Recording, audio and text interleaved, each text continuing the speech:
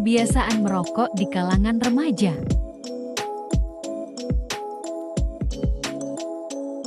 Halo teman-teman semua, banyak pemuda zaman sekarang yang mengalami adiksi atau kecanduan rokok. Mereka merokok sambil menikmati kopi, dan ada juga yang merokok setelah makan. Ada beberapa faktor yang membuat mereka kecanduan.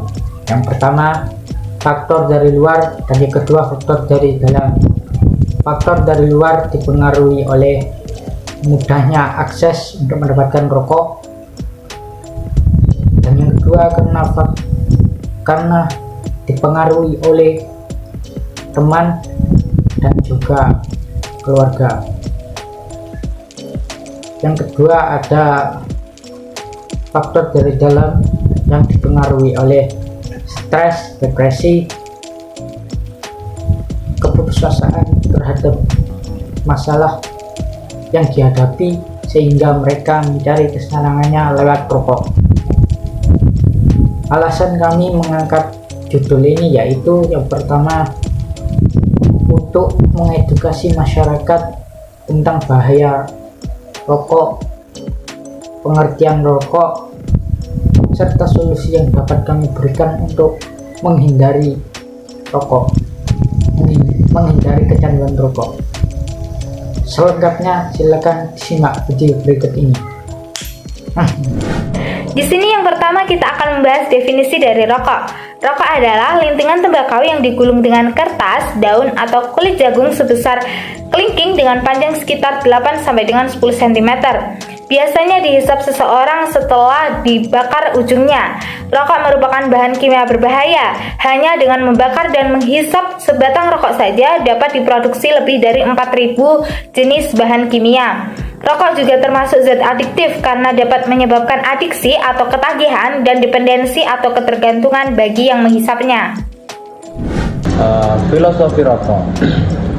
Rokok memang penuh misteri. Ia dianggap berbahaya, namun juga sebagai sahabat sejati. Rokok masih terus bersahabat di sela-sela kebosanan orang yang kecanduan merokok. Ia mampu bersahabat dengan tepat waktu, mengenal diri, dan juga tuanya. Rokok akan terus bersahabat pada imajinasi dan inspirasi. Walaupun rokok kadang jadi kontroversi, hingga sebagai orang pun mencaci, menilai sebagai suatu barang berbahaya, dan rokok pun dibeli sebagai sumber penyakit berbahaya. Tak mungkin membenarkan pandangan hanya satu arah saja.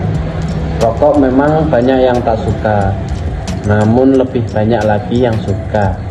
Bahkan rokok sudah menjadi bagian hidup sebagai orang yang kecanduan merokok.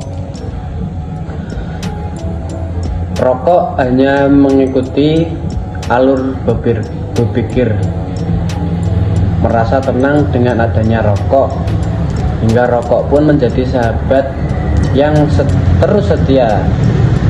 Apakah ada yang salah? Apakah cara berpikir keliru menganggap rokok sebagai sahabat sejati?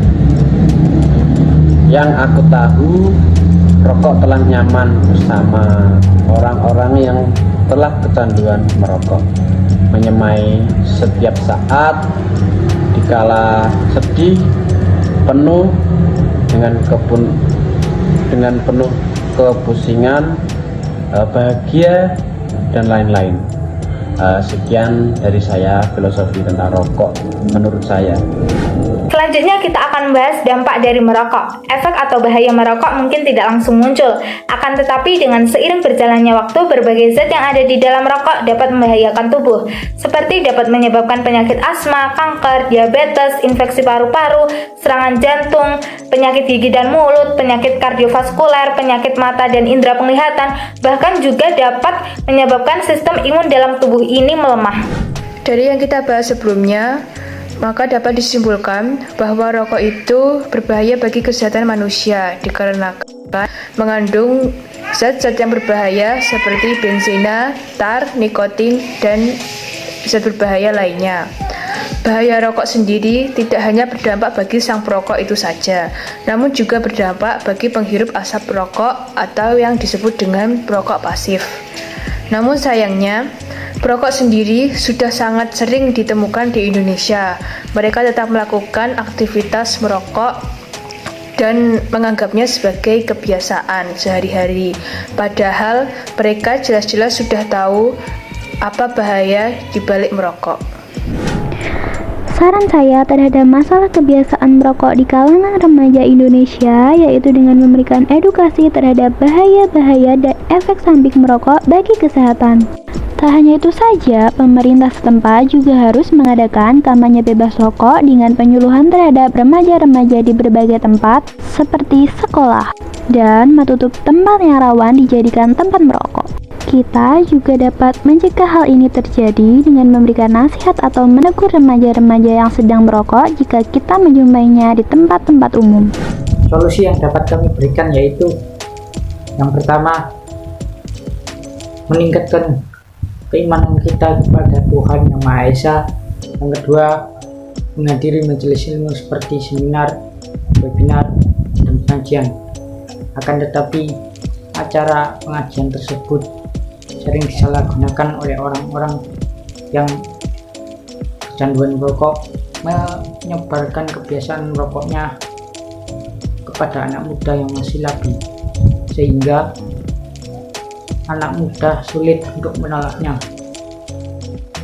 Dari itu, hendaklah dibuat panitia petugas keamanan untuk mengecek satu persatu orang apakah ada rokok pada orang tersebut atau tidak.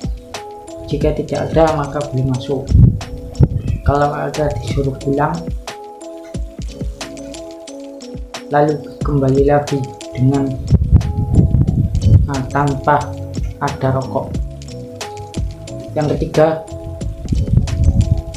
mengedukasi masyarakat tentang bahaya merokok. Yang keempat, memilih teman yang baik. Terima kasih. Wassalamualaikum warahmatullahi wabarakatuh.